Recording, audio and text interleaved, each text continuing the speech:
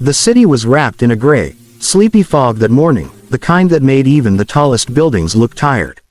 Snowflakes drifted lazily through the air, melting as they touched the cobblestones outside Volkov's Fine Dining, the most luxurious restaurant in Moscow.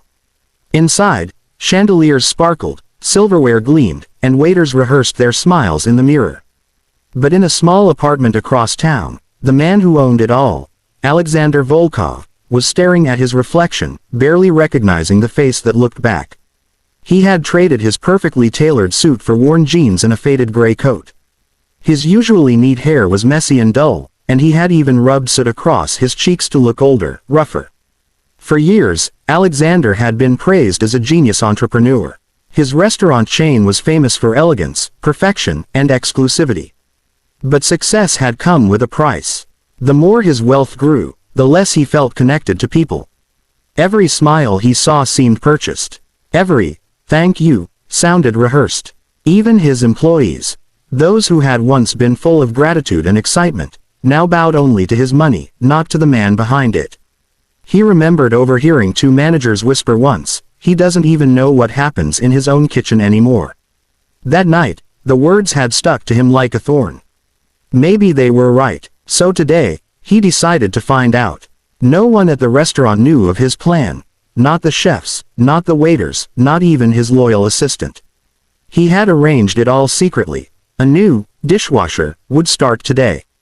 That dishwasher was him. When he arrived at the back entrance, no one looked twice.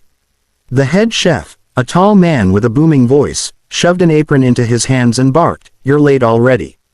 Get to work." The kitchen was a symphony of chaos. Plates clattering, orders shouting, steam rising from every pot. Alexander slipped into his corner by the sink, his hands sinking into the icy water. For hours, he worked quietly, scrubbing plates until his fingers burned. No one thanked him. No one even asked his name. He noticed everything. The arrogance of some waiters who snapped at kitchen staff, the cooks who complained about the cheap ingredients while wasting food, and the silent fatigue in the eyes of the older workers. The restaurant he had built to bring joy and excellence now seemed to feed on exhaustion and indifference. At one point, a waiter brushed past him, spilling soup on his sleeve. "Watch where you're going, old man," the waiter sneered, not even glancing back. Alexander froze for a moment. He wanted to reveal who he was, to demand respect, but he didn't. Instead, he lowered his head and kept washing dishes. For the first time in years, he wasn't a millionaire or a boss. He was just another man trying to earn his keep. And though it stung, a strange calm settled in his heart. He was finally seeing the truth, his truth. Little did he know, this day would change his life forever. The morning rush was in full swing. The clatter of plates, the hiss of oil, and the rhythmic hum of conversation filled the restaurant like an orchestra of noise. From his corner at the sink, Alexander could see it all, the perfect facade that customers adored, and the grim truth behind it. His hands were red and sore from hours in the cold, soapy water. The dish pile never seemed to end. Every time he cleared one, another mountain of dirty plates appeared. Steam blurred his vision, but not enough to hide what was happening around him. He watched as the waiters laughed among themselves, oblivious to the older cleaner who limped from table to table, quietly sweeping crumbs. When she accidentally bumped into one of them, he hissed, "Watch it, Grandma," before strutting away with fake charm plastered across his face. No one stood up for her. No one even noticed. Alexander felt something twist inside him, anger, guilt, shame.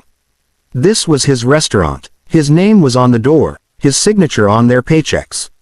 Yet here, in the kitchen where life truly happened, humanity seemed to have vanished. A young chef slammed a pot on the counter. "Why should we care about some dishwasher?" he muttered loudly enough for everyone to hear. "They come and go every week. None of them matter." The others chuckled. Alexander kept scrubbing. Each word felt like a knife. He tried to focus on his work, but the cruelty around him echoed louder than the clanging dishes. He noticed how the kitchen staff avoided eye contact, how the line cooks barked orders instead of asking, how laughter always seemed to come at someone else's expense. Then came the lunch rush, chaos at its peak. Orders flooded in, tempers rose, and patience ran thin. A spill near Alexander's sink went unnoticed until one of the chefs slipped and cursed at him violently. "Are you blind? Clean it up, idiot." He apologized softly and grabbed a mop. His back ached, his fingers trembled, but no one cared.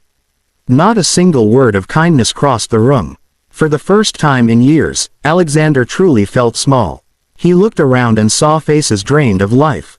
Workers running on fumes, too afraid to complain, too numb to care. There was no passion, no pride, no joy left in the restaurant he had once dreamed of building with love. And in that moment, he realized something painful: success had made him blind. He had been chasing stars while his people sank into shadows. The golden chandeliers above the dining hall couldn't hide the darkness in his kitchen. He thought about walking out, revealing his identity, firing those who had lost compassion. But something stopped him: curiosity. He wanted to see if even a spark of kindness still existed here. So, he stayed quiet, washing dishes and watching, waiting for someone, anyone, to prove him wrong. And just when he was about to lose hope, a gentle voice called out behind him, "Sir, are you okay?" It was the first time that day someone had spoken to him with warmth. He turned around, and saw a young waitress smiling kindly. That moment would soon change everything. The sound of her voice was like a soft note cutting through the storm. For hours, Alexander had heard nothing but shouting, clattering, and complaints. But this was different. He turned slowly, unsure if she was really speaking to him. The young waitress stood there, holding a tray against her chest. She couldn't have been more than 25. Her dark hair was tied neatly into a braid, and her eyes carried the kind of tiredness that only came from working too hard, yet they still shone with something rare: kindness. "You look exhausted," she said gently, setting her tray aside. "When did you last eat?" Alexander hesitated, caught off guard. No one had asked him a question like that in years. "I'm fine," he mumbled, lowering his head. But she didn't believe him. Without another word, she reached into her apron and pulled out a small sandwich wrapped in paper. "Here," she said, pressing it into his hand. "It's not much, but it's fresh. I made it this morning." He stared at it. Half a sandwich, simple and homemade. For a man who could afford anything, it was a meaningless thing. Yet at that moment, it felt like the most valuable gift in the world. He tried to protest. "I can't take this. You need it more than I do." She smiled, a tired but genuine smile. "You work hard. Everyone deserves kindness, even if it's small." Alexander's throat tightened. No one had spoken to him with that kind of sincerity in a long, long time. He took the sandwich, slowly, almost reverently, and whispered, "Thank you." She sat down on a crate beside him, glancing toward the door to make sure the manager wasn't watching. "Don't mind them," she said quietly, nodding toward the kitchen staff. "Some people forget what it's like to struggle." He studied her face, curious. "And you haven't forgotten." Her eyes softened. "How could I?" she said. "My father worked as a janitor his whole life. I used to bring him lunch when I was little. People never looked at him, never said thank you. I promised myself I'd never be like that." Alexander felt something shift deep inside him, an ache, a memory of the man he once was. He remembered his mother, who used to tell him, "You can measure a person's soul by how they treat those who serve them." Somewhere along the way, he had lost that truth. As the waitress stood up to leave, she said softly, "Take care of yourself, okay? You matter too." Those simple words lingered in the air long after she was gone. For the first time in years, Alexander didn't feel like a businessman or a millionaire. He felt human, seen, cared for, understood. He looked at the half-eaten sandwich in his hands and smiled faintly. Maybe there was still hope in this place after all. But he had no idea that this small act of kindness, and the next few words she would speak later, would change everything he believed about himself and the world he'd built. The day dragged into the late evening, and the restaurant buzzed with the polished chaos of dinner service. Waiters rushed between tables, chefs shouted orders, and laughter from wealthy guests filled the dining hall like music. From his corner by the sink, Alexander worked silently, lost in thought. He couldn't stop thinking about the young waitress, Katya. Her simple act of kindness had shaken something deep within him. Every time he looked at her, gracefully balancing trays and offering genuine smiles to rude customers. He saw what his restaurant had lost: humanity. But kindness, he soon learned, often comes with a price. As the night grew hectic, Katya noticed Alexander struggling with a heavy crate of dishes.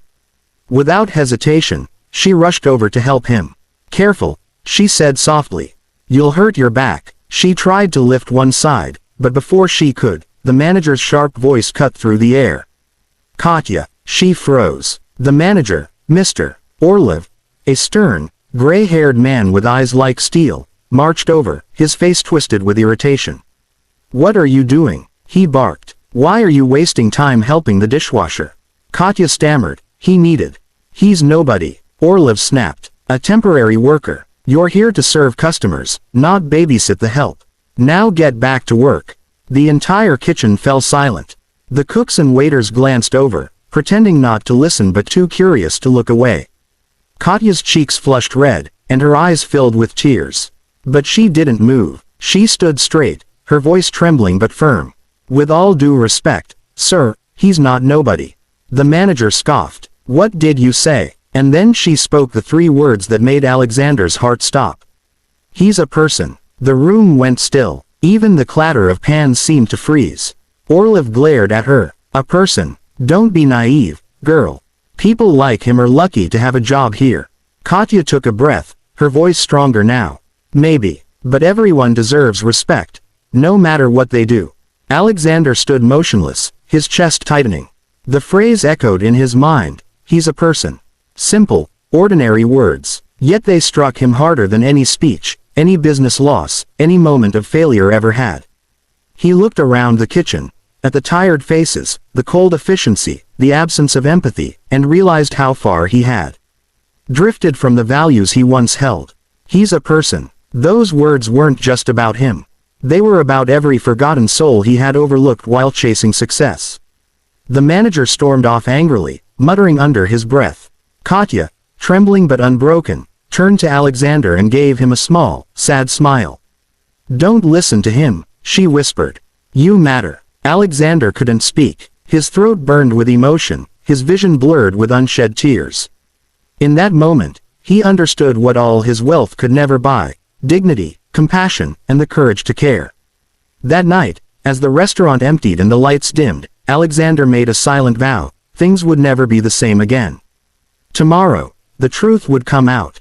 The next morning dawned bright and clear, the kind of winter morning when sunlight bounces off the snow and everything feels almost new.